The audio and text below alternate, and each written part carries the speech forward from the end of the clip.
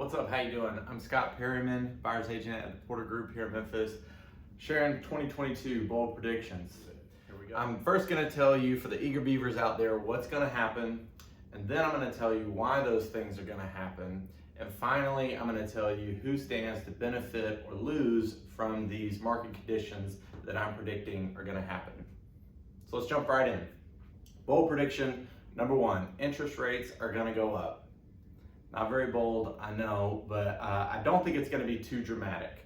I think that by the end of this year, 2022, we're going to see interest rates on a 30-year fixed mortgage around 3.8%, plus or minus about a tenth of a point. So 3.7, 3.9, right there around 3.8 by the time we end this calendar year. Bold prediction number two: inventory is actually going to go down. So the amount of homes for sale compared to the number of buyers that are out there is going to see an even worse imbalance than we've seen over the last 2 years. Okay, finally, the decreased appreciation is a trend that we can expect in 2022. I did not say depreciation. What I mean is that the amount of appreciation is going to go a little bit downward. And we'll get into why those things are going to happen. And if you'll stick around, I'll even give you a bold prediction on what you can expect to see in appreciation in this next year. All right, so why are these things going to happen? First up are interest rates. I'm barely an economist, barely a financially literate person, but I think I've heard enough people talk about it that I can break it down for all of us to understand. So on the left-hand side is the Federal Reserve. On the right-hand side is lending institutions, banks. Here in the middle is the marketplace. When COVID happened, the Federal Reserve announced that they were going to reduce the exchange rate to zero, which affects lending policies to some degree. They also announced that they were going to begin quantitative easing, which is buying mortgage-backed securities, municipal bonds, things like that, to make sure that the marketplace here in the middle has a lot of cash. All right. The lending institutions said, yes, great, it's less for us to exchange, we can pass those savings to the consumer and keep the economy running well. Well, what happens when there's a lot of cash in the marketplace is inflation. It goes up. You're seeing that at the gas pump, grocery store, used cars, and of course with construction materials costs as well. So the Fed has announced that they're going to ease that policy of quantitative easing and probably stop it altogether by the end of Q1. All right, those minutes came out on Tuesday of last week, first week of January. Rates were at 3.125 at that point, and over the course of a week, those 3.125 mortgage rates increased to almost 3.5 and sometimes beyond over the course of 3 days. So already we're seeing that the marketplace is responding to a very cash-heavy market and raising those interest rates. Now 3.5 by the end of the first week of January puts my 3.8 by the end of the year in a little bit of jeopardy.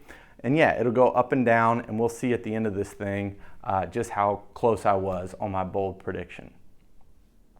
So number two is that we're going to see less inventory this year.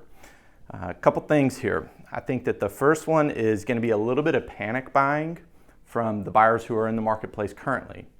They're watching their affordability evaporate right in front of their eyes as that interest rate just went from 3.1 to 3.5 over the course of a week.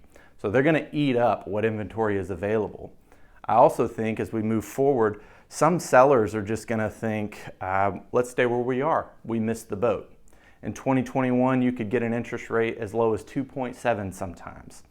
And even though they're still at historic lows at maybe a 3.7, I think there will be some sellers who just say, we missed it, let's stay here, which reduces the amount of inventory on the market. Finally, construction. I don't see new construction providing any relief here. We thought we were on the backside of increased volatility from the supply chain. And then all of a sudden in November, lumber costs were back to 30% higher than they were at pre-pandemic levels. So because of some of the uncertainty there, I don't think that new construction is going to provide any relief this year from an inventory perspective. Last thing here is decreased appreciation. A couple of things that are going to aid that are, number one, those rates going up, and then inflation. Okay, so imagine this. The first-time home buyer has been able to save a lot of money because they haven't been commuting to work and buying 3 and 4 lunches per week. Okay, so they're also being hit at the grocery store for more money. All right, and then you've got the interest rates coming in to add to what it costs to buy a home right now. What that's going to lead to is a little bit more hesitancy to really go for it. I mean, we saw insane offers last year because people were a little bit cash heavy due to the staying at home and so on, and plus, a very large increase in purchase price was not that significant from a monthly perspective due to low interest rates.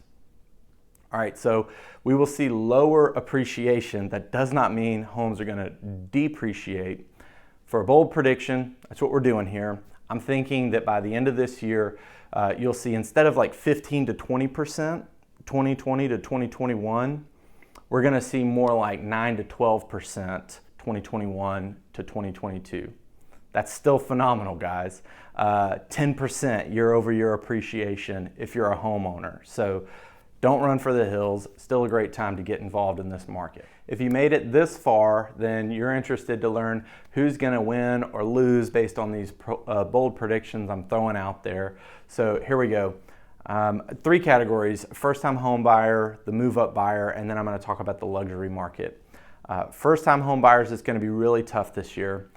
We talked about decreasing inventory, so more competition for the homes that are available. Because of rising inflation, I think first-time home buyers are more likely to be impacted by that than any of the other 2 that I mentioned. And then the interest rates going up makes it harder for a point of entry into the home. Now that's going to translate to some degree to the move-up buyer, because first-time home buyers are going to be a little bit more reluctant to overspend and just waive appraisals and pay ridiculous amounts of money to get into these homes. That's gonna decrease the amount of funds that the move-up buyer then has to roll into that next home. All right, makes sense? Finally, I think that things are gonna be the opposite in the luxury market. In my mind, I imagine that these people have had money invested in the stock market over the last 2-3 years and have seen incredible gains. And as that starts to become more volatile, I think those people are going to want to put their money into real assets, i.e. real estate, and things that are a little more tangible.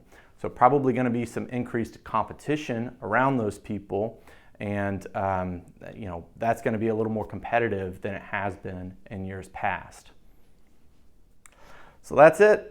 2022 bold predictions. What's going to happen? Why is it going to happen? Who stands to win or lose from it? At the end of the day, guys, real estate is all about your unique circumstances.